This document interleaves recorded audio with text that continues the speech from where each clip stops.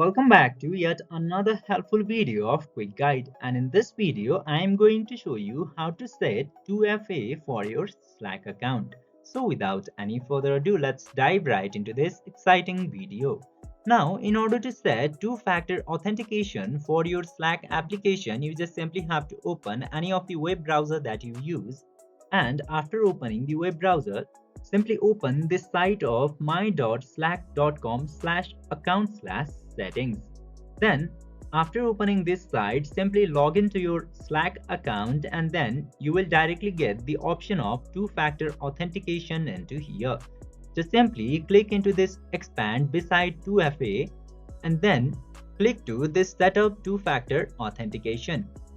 Now you just simply have to enter your password into this box.